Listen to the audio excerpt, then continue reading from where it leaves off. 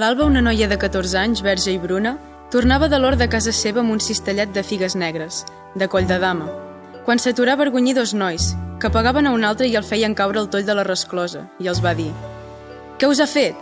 I ells li van contestar: «No el volem amb nosaltres perquè és negre.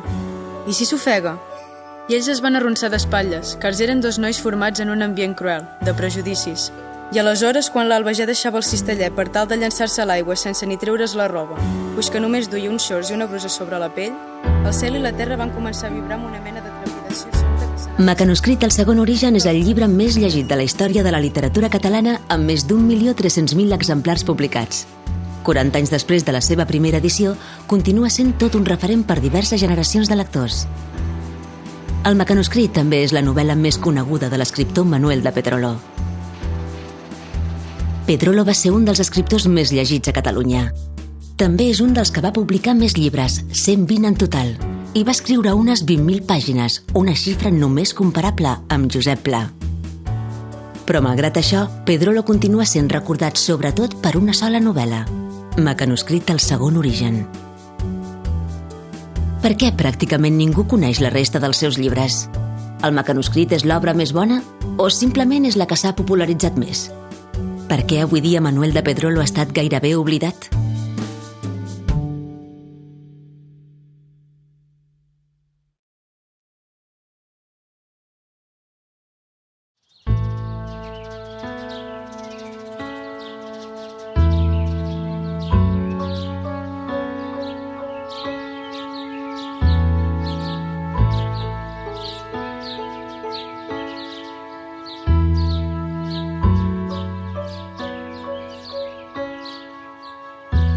Vull córrer tots els riscos, ni que sigui fent una mica de trampa, i suprimir totes les xarxes protectores de salts mortals per fer una afirmació prèvia que compromet tot el meu problemàtic prestigi de crític, per proclamar de bell antuvi que Manuel de Pedrolo, novel·lista català inèdit, és la revelació d'aquests darrers 20 anys en el camp de la novel·la catalana i que probablement haurà de ser considerat com el novel·lista més important que s'hagi donat a Catalunya després de Narcís Oller.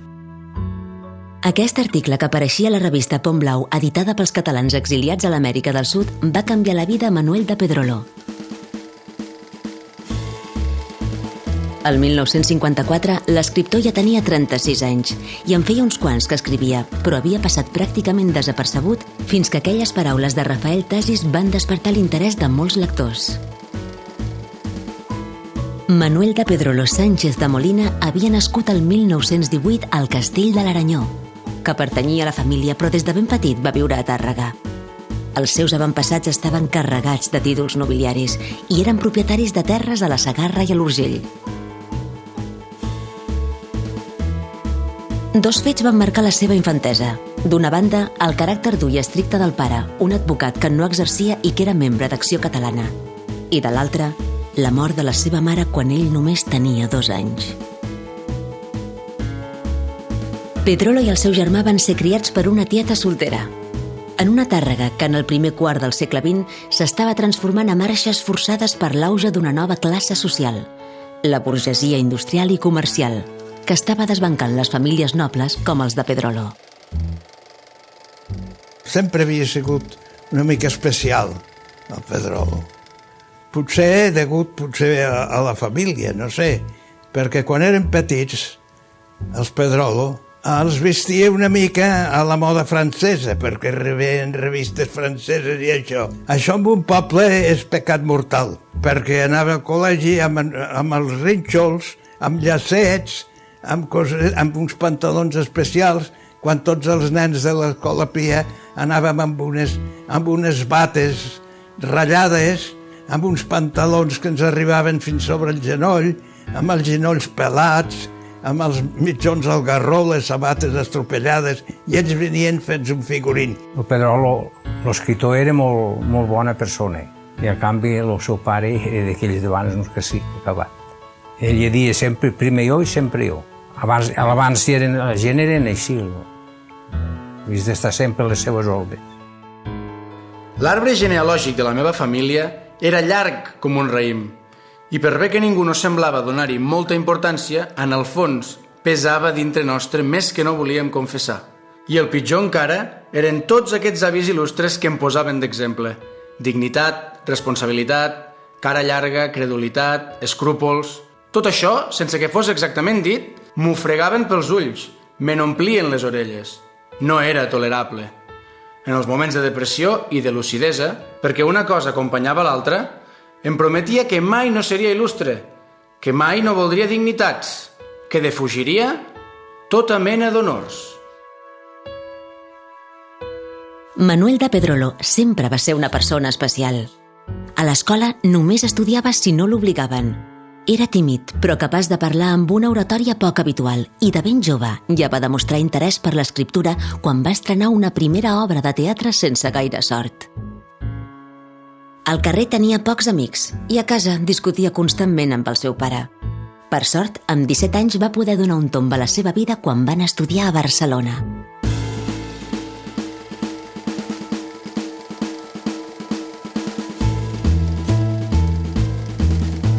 El 1935 la capital catalana bullia de modernitat i per primera vegada Pedrolo va descobrir la llibertat de poder passejar pels carrers i passar desapercebut. Havia arribat a la ciutat per acabar unes assignatures de batxillerat i amb la idea d'entrar a la universitat. Però de seguida va descobrir els locals de futbolins i de billars, així com els cabarets i espectacles de varietats on passava cada vegada més hores. Aquells mesos de descoberta, però, van acabar amb l'esclat de la Guerra Civil.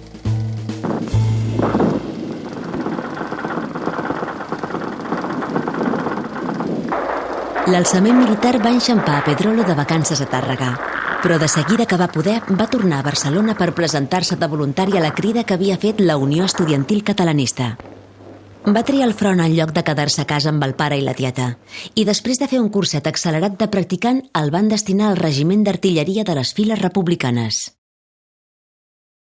Quan va anar a la guerra, doncs em volien portar un llibre per llegir, i esclar, diu, vaig agafar un llibre ben gruixut, i dic, ai, sí, quin vas agafar? Diu, la Bíblia, perquè és molt gruixut. I llavors, durant la guerra, el Manuel de Pedrolo va llegir la Bíblia, era un expert en Bíblia. Per això que era peculiar. Un ateu se'n va a la guerra amb la Bíblia, però no per reconvertir-se, sinó perquè és un llibre més gruixut, el més gruixut que té a casa seva, perquè li duri. No solament el va afectar la mort del germà a la guerra, quan ell torna aquí a Tàrrega després de la guerra, doncs gent amb la qual ell hauria posat la mà al foc, s'havien passat al bàndol contrari, es va sentir totalment sol i desubicat. Jo crec que la depressió que li va agafar després de la guerra no la va acabar de superar mai més. Sempre la va portar dins. Amb l'ajuda d'un amic del pare que li va aconseguir un aval, Pedrolo es va estalviar al camp de concentració o haver de fugir a l'exili com havien fet molts companys. Però com a contrapartida va haver de fer el servei militar a Valladolid sota les ordres del bàndol que havia guanyat la guerra. Precisament durant aquells mesos d'instrucció va escriure la seva primera novel·la, un text que mai es va publicar i que va acabar desapareixent.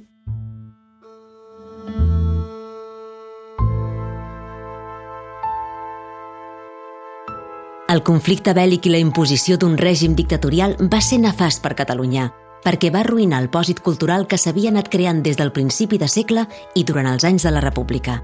La majoria dels escriptors i intel·lectuals catalans havien fugit a l'exili o havien mort, però la majoria eren silenciats i se'ls prohibia escriure en la seva llengua. Però tot i aquest horitzó poc esperançador, a Manuel de Pedrolo se li estava gestant l'obstinació de voler ser escriptor. Amb els llibres de l'amplíssima biblioteca familiar havia trobat un refugi on esquivar els turments que el perseguien des de petit. I després, amb l'escriptura, va descobrir un altre oasi que el reconfortava. Des de sempre havia tingut una fascinació pels escriptors estrangers i quan va començar a crear els seus propis textos els va agafar com a referents. Pedrolo estava al dia de què es feia fora.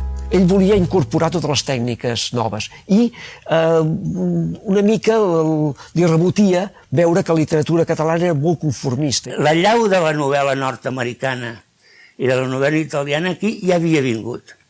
O estava venint, o s'estava produint. El que passa és que ell, d'alguna manera, unifica i potencia tot això. Des del segle XIX, 1862, fins a la Guerra Civil hi ha el que hi ha, i aleshores apareix un monstre, una potencialitat que diu, bueno, senyors, aquesta és la meva herència, però és tan petita, és tan curta, que ara jo vull fer, pretenc, m'agradaria, voldria circular per tots els camins possibles. Era el primer escriptor català diferent, que feia una cosa completament diferent. A mi em va treure molt del Pedrolo és que les seves històries tenien història. El que fa és aportar a la literatura catalana coses, per exemple, doncs, el punt de vista objectivista, mirar les diverses perspectives a l'hora d'explicar una història, incorporar tot el que és el plantejament del teatre de l'absurd o de la literatura de l'absurd. El Pedrolo, tu no només tens aquella faceta de plaer per la lectura que és propi de les persones que els agrada de llegir, sinó que, a més, tens la satisfacció d'haver entès una mica més la humanitat i d'haver entès una mica més la societat que t'envolta.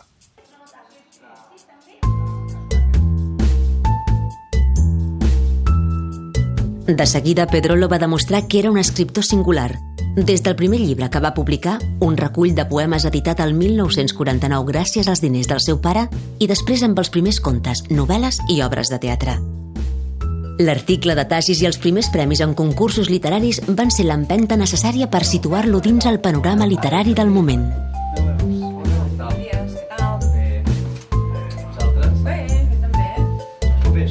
A mitjan anys 50, Manuel de Pedrolo va començar a ser conegut sobretot per les seves obres de teatre. L'escriptor reflexionava sobre l'existència humana, un tema central en tota la seva literatura, i ho feia utilitzant les tècniques que estaven de moda a Europa. Allò va cridar l'atenció dels nombrosos grups de teatre amateur que estaven apareixent arreu de Catalunya.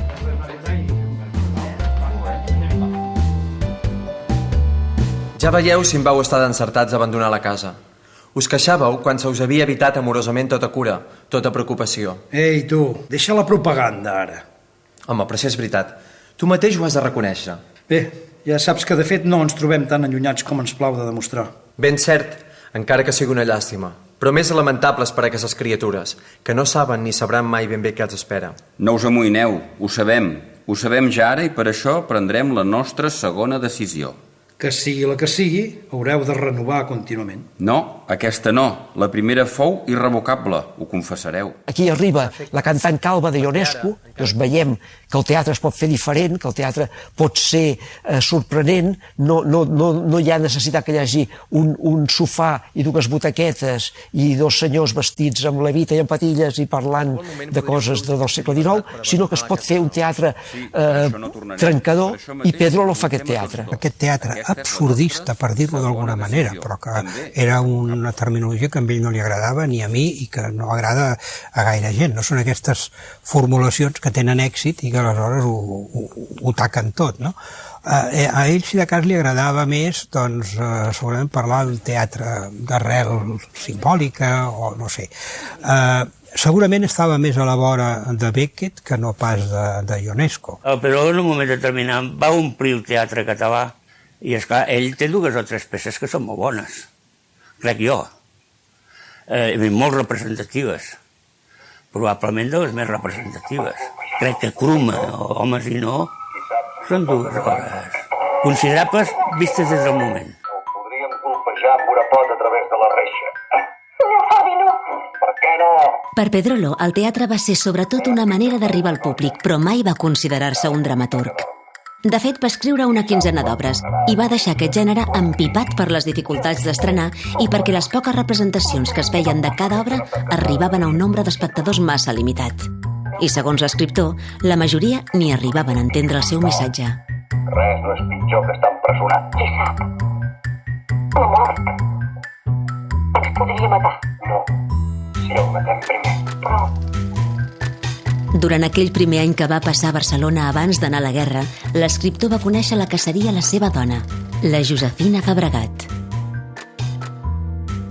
El passat familiar tornava a pesar com una llosa sobre les seves espatlles perquè el pare li insistia que es busqués una dona d'orígens nobles com ell en lloc d'una humil teixidora del barri de Sants. Però superades les reticències inicials i després de festejar durant 7 anys, la parella es va casar i van a viure primer a Tàrrega i de seguida que van poder a Barcelona. Concretament al carrer Calvet número 9, on va néixer la seva primera i única filla, la Delais.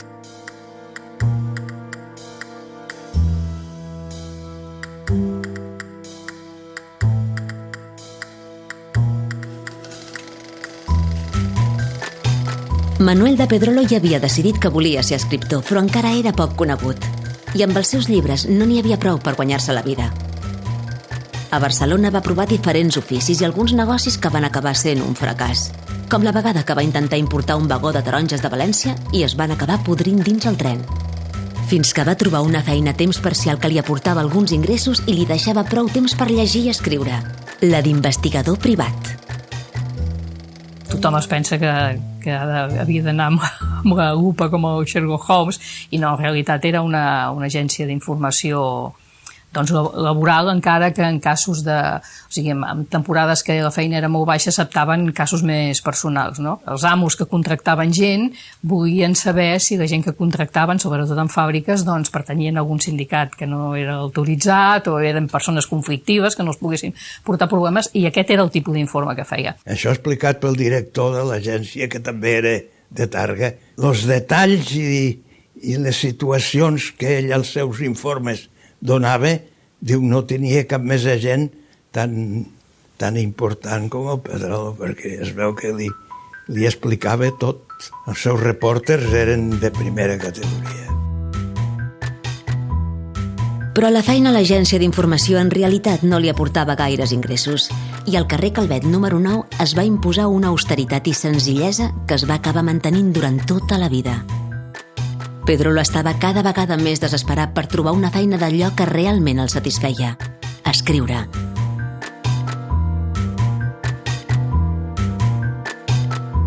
Gràcies a l'amistat amb l'editor Ferran Canyameres, a poc li van anar encarregant alguns informes editorials i diferents feinetes relacionades amb els llibres, com la de fer de model fotogràfic per les portades d'algunes novel·les.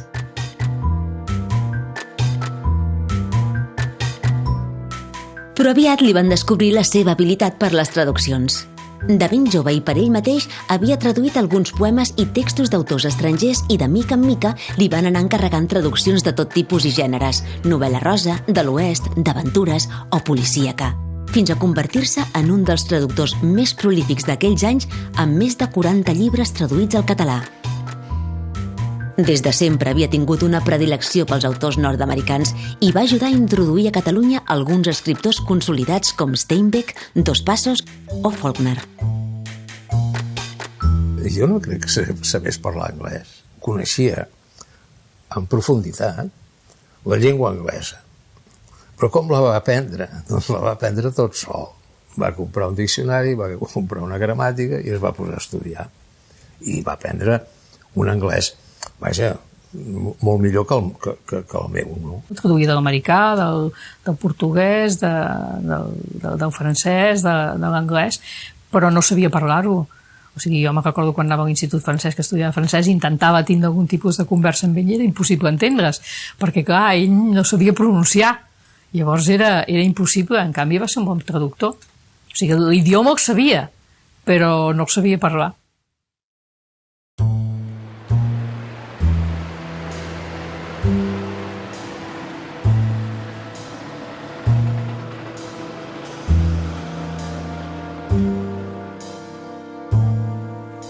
Si amb el teatre Pedrolo va ajudar a introduir els corrents de l'absurd europees i després amb les traduccions va donar a conèixer autors estrangers, a principi dels 60 va impulsar un gènere literari que estava triomfant arreu del món, però que a Catalunya era pràcticament desconegut: la novel·la negra.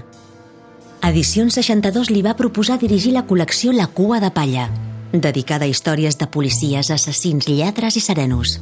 Va ser la primera col·lecció literària de l'editorial i la primera dedicada a la novel·la negra en llengua catalana.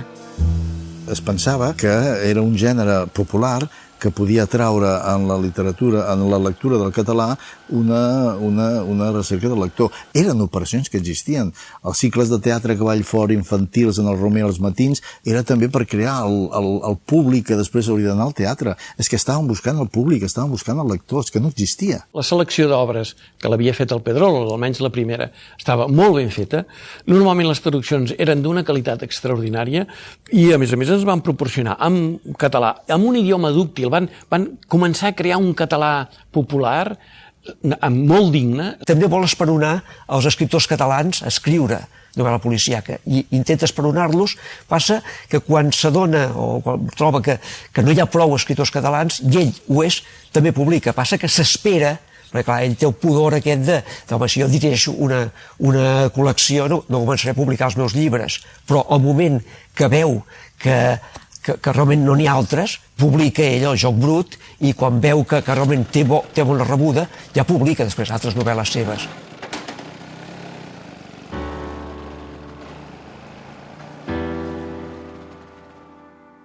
Com a director de La cua de palla i convertit ja en un escriptor conegut després de l'article de Rafael Tasis, Pedrolo es va entregar en cos i ànima a escriure, sobretot novel·les, amb les quals ja provava algunes formes experimentals. L'uniforme és dins de l'armari del dormitori conjugal, ben plegat en un penjador de fusta entre l'impermeable blau de servei i una jaqueta de pell artificial.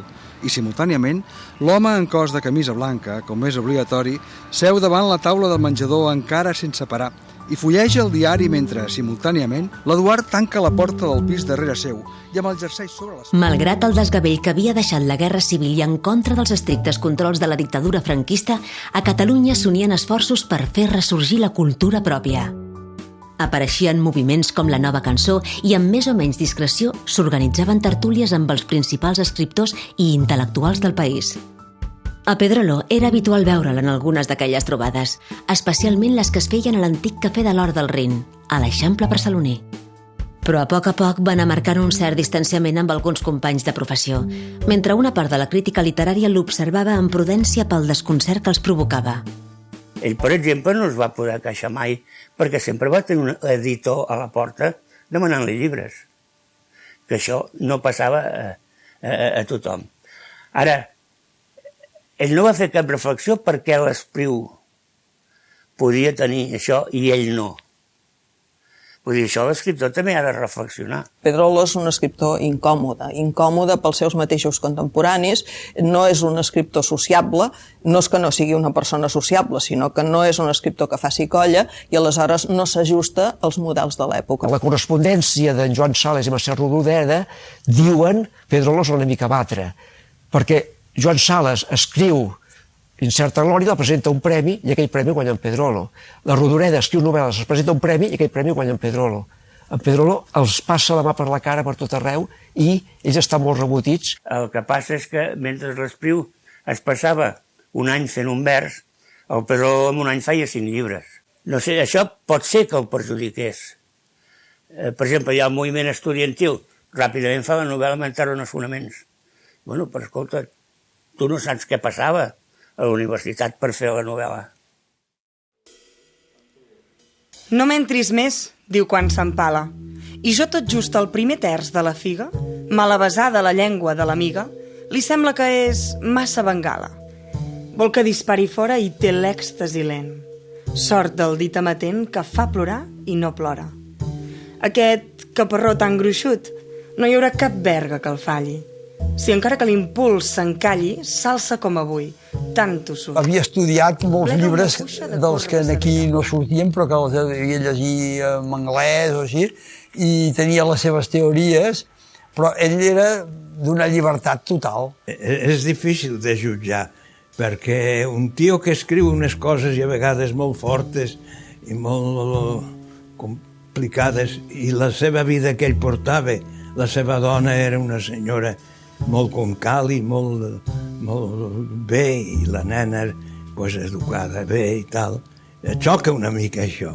El sexe i l'erotisme, que hi ha una càrrega importantíssima en l'obra de Pedrolo, penso que està en la mateixa categoria que estan els altres ingredients, no? El misteri, la brutalitat, la política.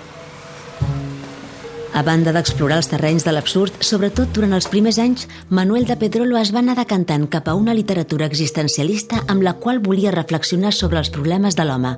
Bàsicament la manca de llibertat, enfrontant els seus personatges i col·locant els lectors a unes situacions límit.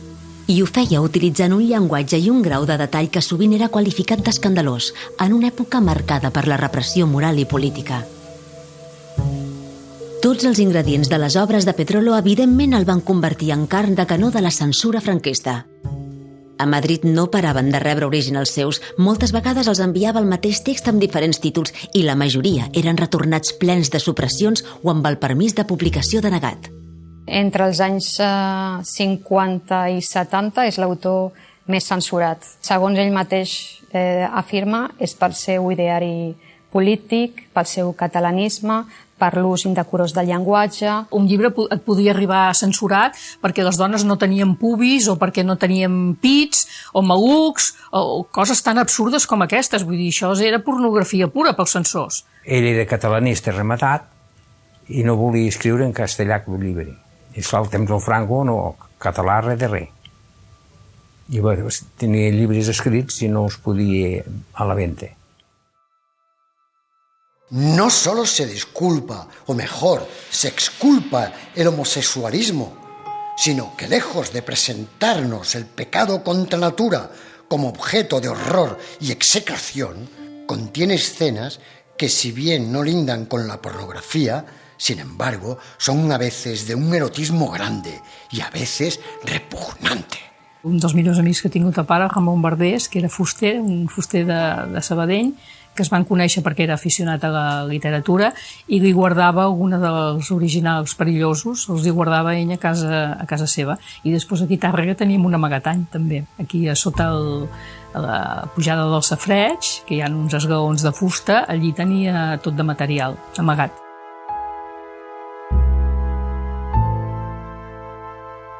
Però la censura a l'Espanya franquista tenia múltiples cares. A banda dels funcionaris i dels lectors del Ministeri que sentenciaven què es podia publicar i què no, moltes vegades eren les mateixes editorials i fins i tot el mateix escriptor que guardaven les obres al calaix a l'espera d'un futur més esperançador. Allò inquietava Pedrolo, que veia com la seva obra es convertia en una mena de missatge a la deriva sense saber mai si arribaria al seu destí. De fet, tota la meva obra pateix d'un defecte original que vos ja reconeixeu en dir que he escrit sense tenir en compte la possible publicació.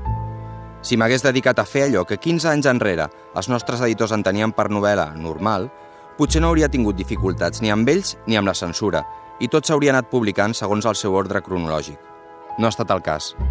He hagut d'anar publicant quan he pogut, amb el desfasament inevitable, quan tot allò que jo feia o em semblava fer al seu degut moment s'ha anat tornant vell.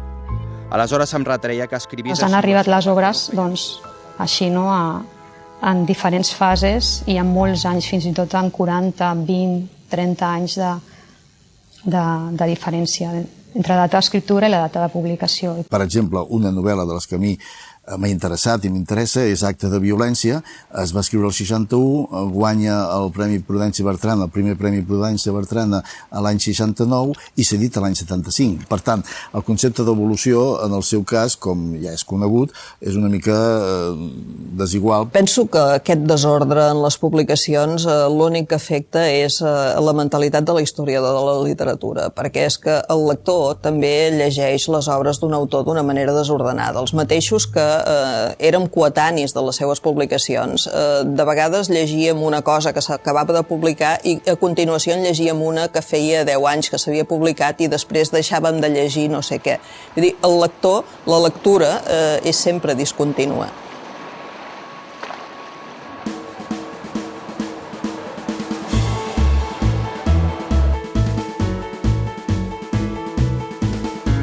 A la dècada dels 70 i mentre el país preveia el final de la dictadura, les coses van començar a canviar i els criteris de la censura també van afluixar. Però, com sempre, no hi ha bon final sense una traca sonada. L'abril de 1970, Pedrolo va ser acusat d'escàndol públic per la publicació d'Un amor fora ciutat, una novel·la amb 2 protagonistes homosexuals. La censura prèvia obligatòria havia desaparegut, però l'Estat encara podia impedir la distribució dels llibres que considerava perillosos, com va ser el cas d'Un amor fora ciutat. El jutjat d'ordre públic va prohibir-ne la venda, però quan els agents van anar a l'editorial a segrestar el llibre es van trobar el magatzem pràcticament buit, amb només 20 exemplars dels 1.500 que s'havien editat. La majoria ja s'havien distribuït. El tret els va sortir per la culata i la novel·la es va vendre ràpidament de sota mà.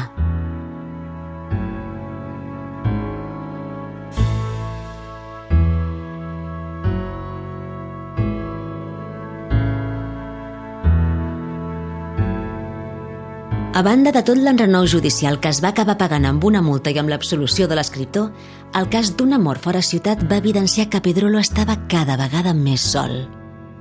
Els diaris en van parlar poc i ell mateix es queixava que havia trobat a faltar el suport d'editors i companys de professió.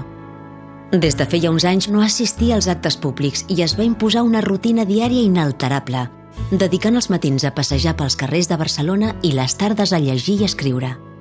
No era un home que li agradés la gara i que li fessin i sortir amb actes públics. No. Una persona bastant tímida. O sigui, ell, el seu terreny era casa seva i fins i tot ell deia la meva societat és la meva dona. Era una persona molt diguem tot solat, que és una paraula d'en Carner que no m'agrada, vull dir, no tancat en ell mateix, sinó abocat a tot el seu món interior. Així, a primer cop d'ull, diria que era una persona una mica eixuta.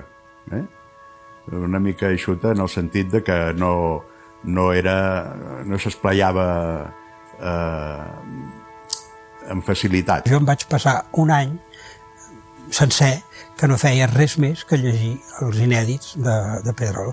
Ell me'ls deixava i anava un dia a la setmana, una tarda a la setmana, ara no recordo quin dia de la setmana era, i mai, durant tot aquest any, no em va anar ni oferir un got d'aigua, ni un cafè, ni un dia vaig arribar completament xop perquè plovia a bots i barrals i també em va dir hola noi, i va fer tot exactament igual.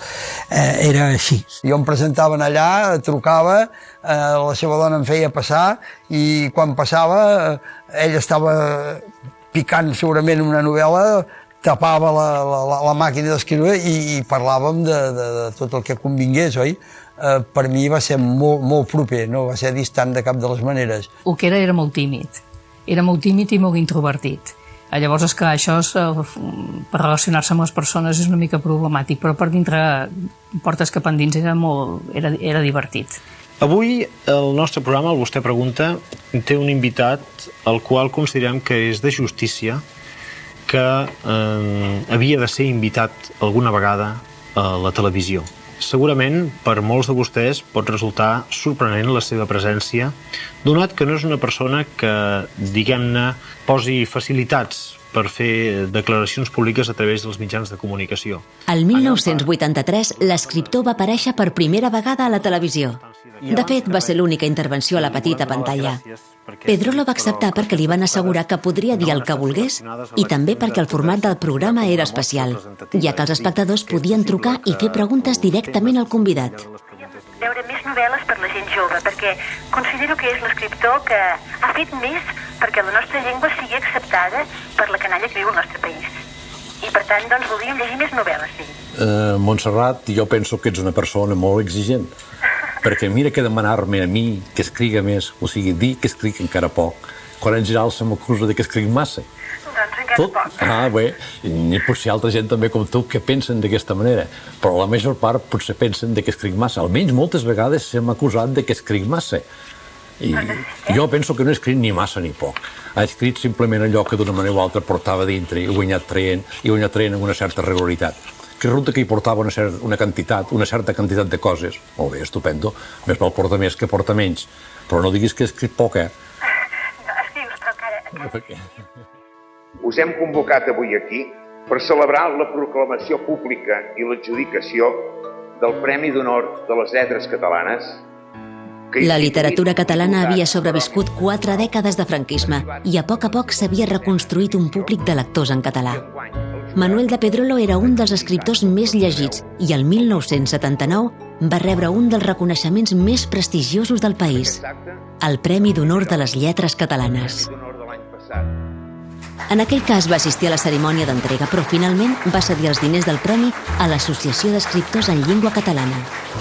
Per molts lectors, Pedrolo s'havia convertit en una icona de la literatura moderna catalana, sobretot després de la publicació de la seva obra més venuda, Mecanoscrit del segon origen.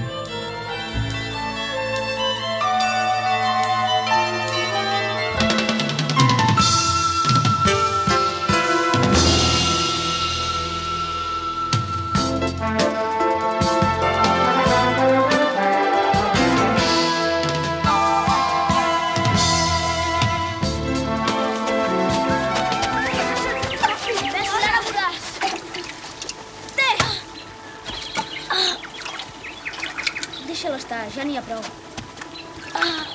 La popularitat del mecanoscrit del Segon Origen, aconseguida després que s'escollís com a lectura obligatòria a les escoles a final dels 70, va augmentar encara més als anys 80, quan la Televisió de Catalunya la va adaptar per fer la seva primera sèrie de producció pròpia. Des de llavors, l'Alba i en Dídac es van convertir en els personatges més coneguts de Manuel de Pedrolo.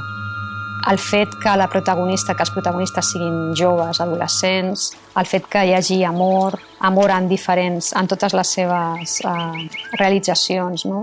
El descobriment de l'amor, l'enamorament, la creació d'un fill, no? Fins i tot l'incest, tot això atrapa el lector. És una novel·la de nàufrags ambientada en un ambient de ciència-ficció. Són 2 persones, després són més, però 2 persones que sobreviuen en un món mort, sense ningú, i ells sols, gràcies al seu enginy, als seus recursos, a la seva capacitat de reaccionar davant de les coses, sobreviuen i dominen l'entorn. Un és blanc i l'altre és negre, per tant, trenca ja qualsevol relació de xenofòbia, si volem. És a dir, és l'amor possible d'uns nanos de raça diferents. És una esperança en el futur. L'Alba és una nova esperança. L'Alba és la nova mare, que és Adán i Eva. El meu pare portava el tema del mecanoscrit molt malament i de fet tenia tota la raó. Una persona que escriu més de 120 obres, que sigui conegut quasi única i exclusivament pel llibre del mecanoscrit, que a més no és un llibre, és un llibre molt amè de llegir, moltes lectures, es pot llegir moltes edats i cada vegada n'extreus conclusions diferents, però, clar, no estava a l'altura de la resta de la seva obra. Em va dir que si hagués sabut això no l'hagués escrit. Pedrolo li passa una mica el cas, que a vegades el comparo, amb l'Antoine de Saint-Exupéry, amb el Petit Príncep.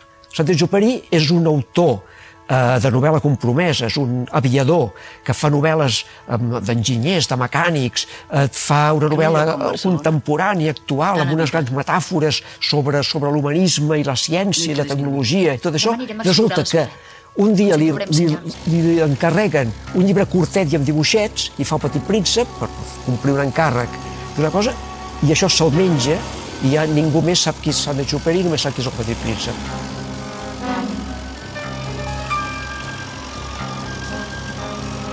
Manuel de Pedrolo va escriure el mecanoscrit amb la idea de fer una novel·la de ciència-ficció, però mai va pensar adreçar-la a un públic juvenil.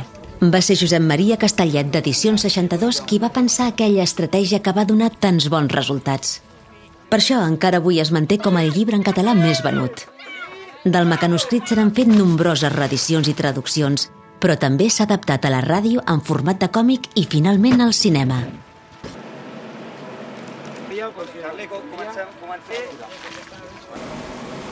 Però el gran paraigua del mecanoscrit continua fent ombra a una carrera literària sense precedents, que va deixar més de 100 llibres i algunes obres tan ambicioses com el cicle de novel·les Temps obert.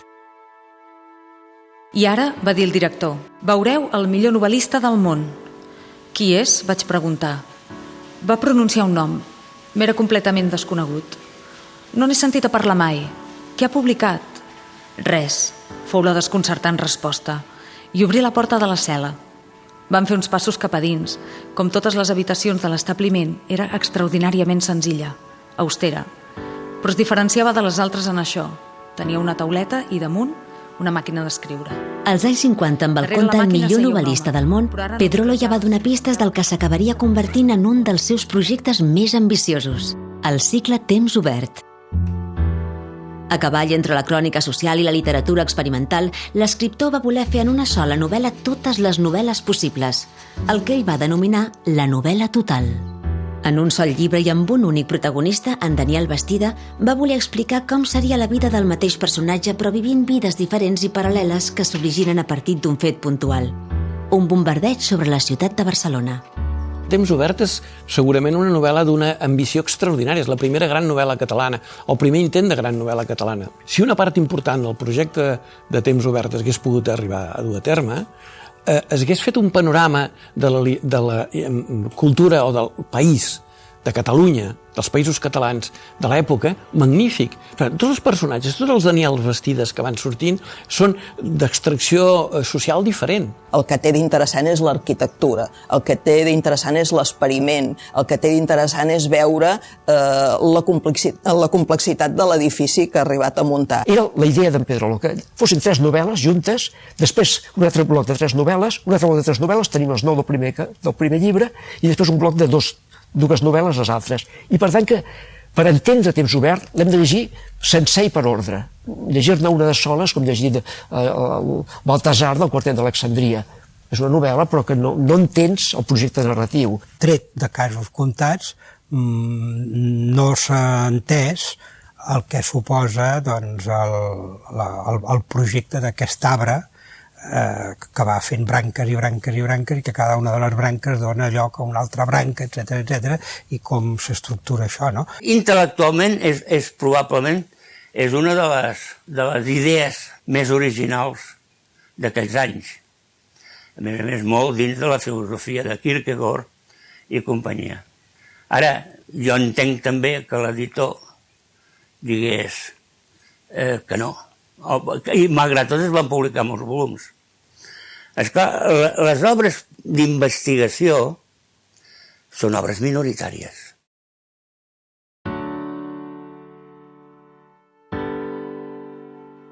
Manuel de Pedrolo va dir que va començar a escriure per a un plaer artístic, però aviat es va donar del poder de les paraules i es va autoimposar el compromís d'escriure per canviar la societat. En el rerefons de totes les seves obres sempre hi apareix la lluita per la llibertat dels individus i dels col·lectius. Han posat una altra estaca, ferro, acer, alumini, llauna impura, no ho sé, i ens han barrat la cantonada que solíem travessar. No era un costum, però. La llibertat no ho és. Ara ens avesarem pels nous camins a les palpentes, farem marrada sots els xiulets que perllonguen la tanca, ben reclosos i units. Pàrvols o bèsties ja ho diran, quan siguem adults, quan siguem humans, i hàgim abatut la cleda.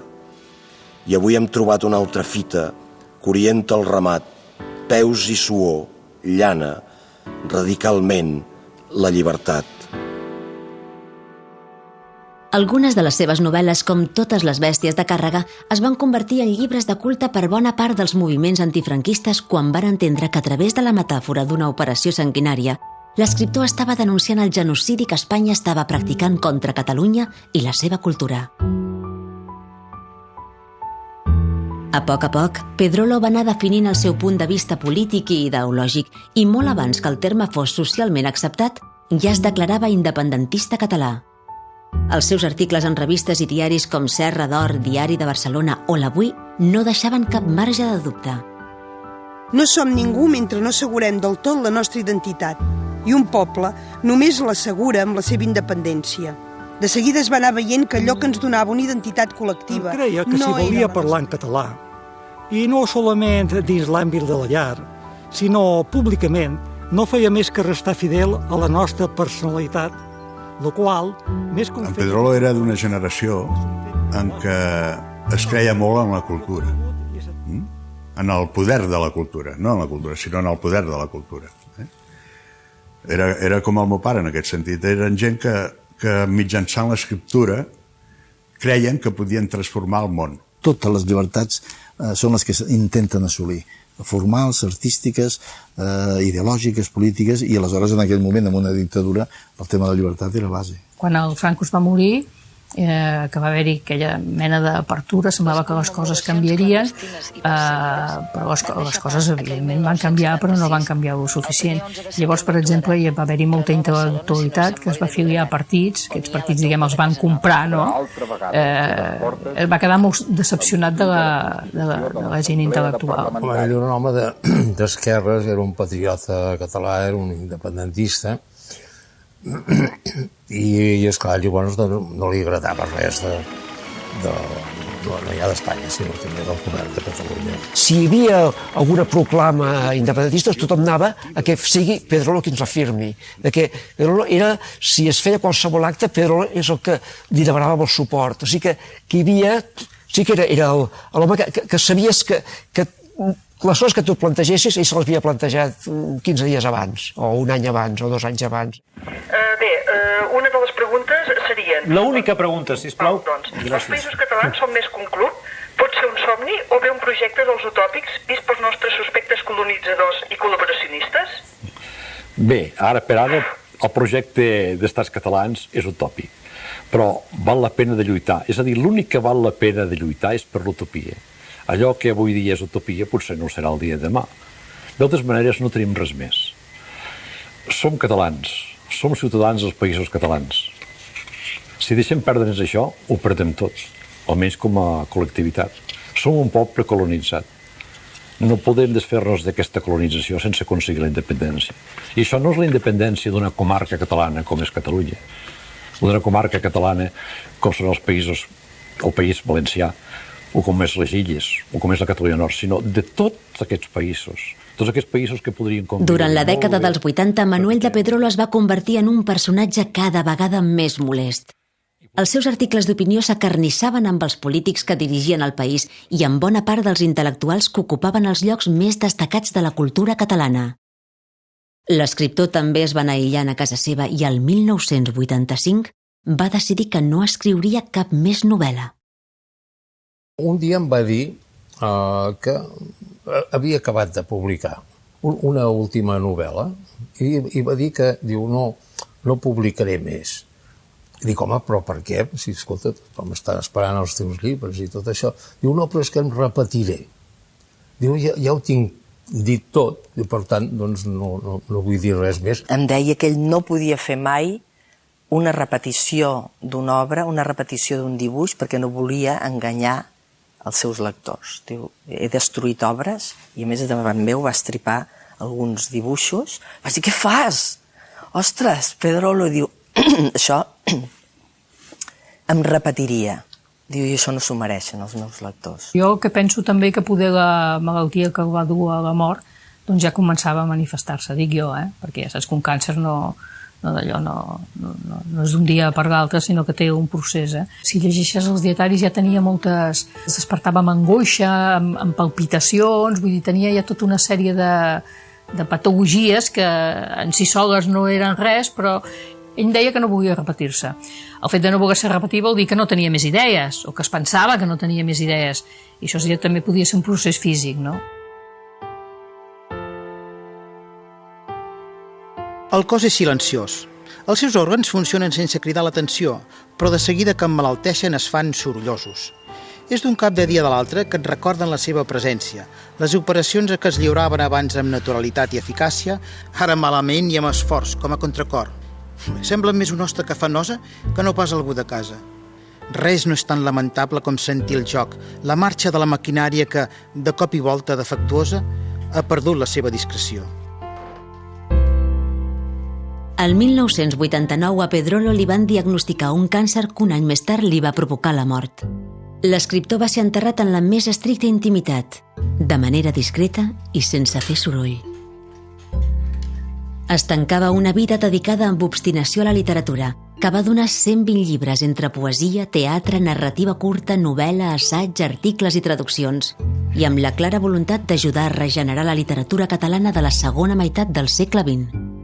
La seva producció sense precedents per volum i per varietat va permetre ajustar una mica més les lletres catalanes a l'horari de les principals literatures del món. Alguna vegada s'ha dit, i crec que amb encert, que Pedrolo el que volia és fer tota una literatura.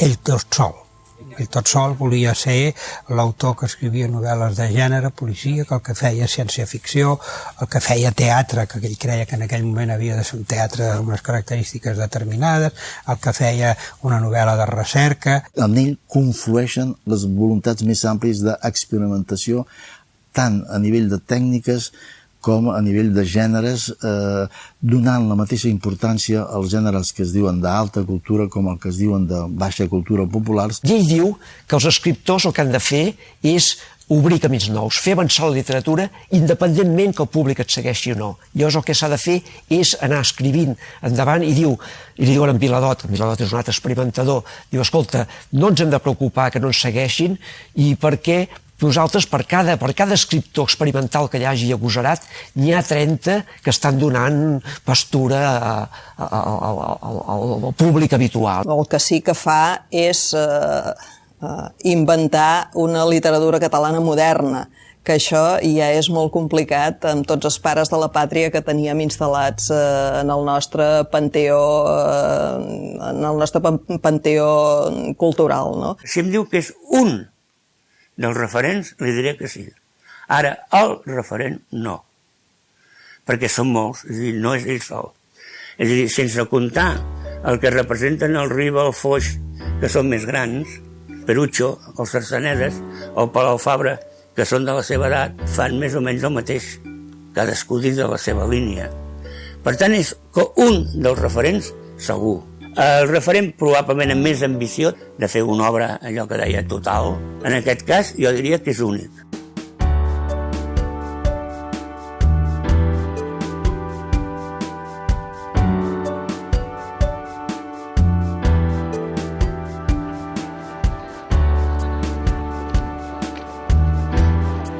«25 anys després de la seva mort, la majoria de lectors continuen associant Pedrolo al mecanoscrit del segon origen i desconeixen la resta de la seva obra. Avui en dia continua sent un escriptor poc estudiat a les universitats i la majoria d'historiadors i crítics literaris encara no han construït una imatge clara de quin va ser el seu veritable paper dins la literatura catalana». Van passant els aniversaris i una de les persones que van un més llibres en català, que més ha contribuït al renaixement de l'amor a la lectura i de la venda de llibres en català, com si no hagués existit mai.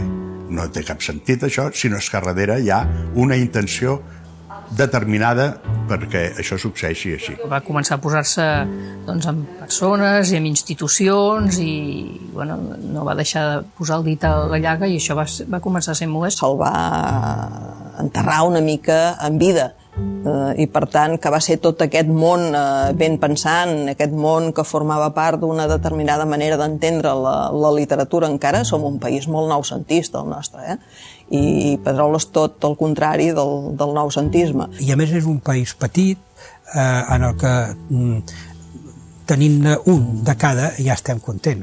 Si tenim el poeta, tenim el novel·lista, tenim el no sé què i tal, doncs ja està. En aquest país tenim la Rodoreda, ja ho tenim tot. La crítica universitària em fa l'efecte que no hi va arribar a entrar perquè potser no li va interessar o perquè s'espantaven davant del que suposava tota l'obra, tot el corpus literari. El que jo trobo a faltar en aquest moment és una lectura feta des d'avui, una lectura sistemàtica de la seva obra, destacant aquells punts que són essencials. Perquè actualment el Pedrolo, almenys tal com a mi em sembla que funciona com un totum revolutum, que uns parlen d'investigació, els altres parlen de filosofia, els altres parlen d'aquí, però tu no tens una visió del Pedrolo. I és present sempre, perquè es parla de ciència-ficció, surt Pedrolo, es parla de policia, surt Pedrolo. Jo penso que Pedrolo hi és una música de fons, i és molt més que podríem dir que el Tísner, o que el Pere IV, o que l'Aureli de Capmany, o que molts més recents, com un Porcel. Vull dir que penso que Pedrolo hi és. Ara, cadascú mereix el seu lloc, i penso que Pedrolo mereix un lloc molt, molt, molt central, i aquest no el té, aquest moment. Què sap si, conscient del seu futur, Manuel de Pedrolo va deixar escrit com volia que se'l recordés? Potser ho va escriure als anys 60, però el text va passar desapercebut fins que el 2008 i, per casualitat, el va trobar la Fundació Manuel de Pedrolo, dirigida per la seva filla que treballa per recuperar la memòria del seu pare. Si en el futur he de ser recordat, m'agradaria ser-ho no com un simple creador de mons imaginaris, de ficcions, sinó, per damunt de tot, com un català que en un moment de la història del seu país, aquell que li tocà de viure, va restar fidel a la seva terra i a la seva llengua, i que, com que no podia servir-la d'altra manera, ni tenia altres facultats, li donà unes dotzenes o uns centenars de criatures que eren, que són, també d'aquí, i que, fent això, contribuïa a la continuïtat d'un fer cultural. Soc i vull seguir sent un escriptor català. I en aquest concepte poso tot el meu orgull. Vull ser responsable i que la meva obra, constructiva o destructora, respongui per mi. Res més.